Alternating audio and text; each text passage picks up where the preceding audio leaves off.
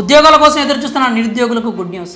ప్రభుత్వ ఉద్యోగాన్ని సాధించి జీవితంలో స్థిరపడాలనుకునే వారికి సువర్ణ అవకాశం.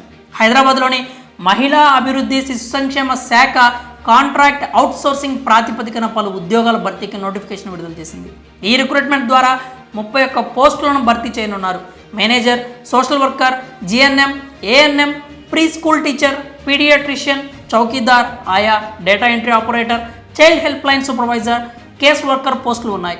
హైదరాబాద్లోని మహిళా శిశు సంక్షేమ శాఖలో భర్తీ కానున్న ఈ ఉద్యోగాలకు అర్హులైన అభ్యర్థులు డిసెంబర్ 29 వరకు ఆఫ్లైన్లో దరఖాస్తు చేసుకోవాలి. ఇప్పటికే దరఖాస్తుల ప్రక్రియ ప్రారంభమైంది. అభ్యర్థులు పూర్తి వివరాలకు హైదరాబాద్ జిల్లా మహిళా అభివృద్ధి శిశు సంక్షేమ శాఖ అధికారిక వెబ్సైట్ను పరిశీలించాల్సి ఉంటుంది.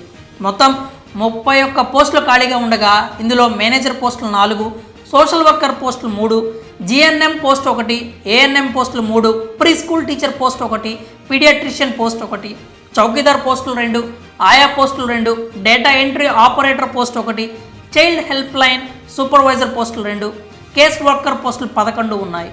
పోస్టును అనుసరించి గుర్తింపు పొందిన విద్యాసంస్థల నుంచి SSC, inter, degree, PG diploma ఉత్తీర్ణులై ఉండాలి. పోస్టులను అనుసరించి అభ్యర్థుల వయసు 25 ఏళ్ల నుంచి 50 ఏళ్ల వరకు ఉండాలి.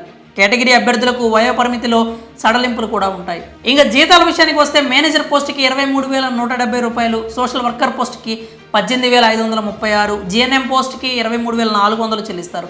ఏఎన్ఎం పోస్టుకి 13,240, ప్రీ స్కూల్ టీచర్కి 13,000, పీడియాట్రిషియన్ పోస్టుకి 87,750 రూపాయలు, చౌకీదార్ పోస్టుకి 14,500 చెల్లిస్తారు. ఆయా పోస్టుకి 7,944 రూపాయలు, డేటా ఎంట్రీ ఆపరేటర్కి 11,916 రూపాయలు, చైల్డ్ హెల్ప్ లైన్ సూపర్వైజర్కి 19,500, కేస్ వర్కర్కి 15,600 వేతనంగా అందిస్తారు. ఆఫ్లైన్లో దరఖాస్తు చేసుకోవాలి. దరఖాస్తులను జిల్లా సంక్షేమ అధికారి కార్యాలయం, మహిళా అభివృద్ధి శిశు సంక్షేమ శాఖ, 4వ floor, Sneha silver jubilee Bhavan, collectorate, Lakdi Kapul, Hyderabad చిరునామాకు పంపించాలి. దరఖాస్తుకు చివరి తేదీ 29 డిసెంబర్ 2023. పూర్తి సమాచారం కోసం అధికారిక వెబ్సైట్ www.hyderabadtelangana.gov.in ని విజిట్ చేయగలరు.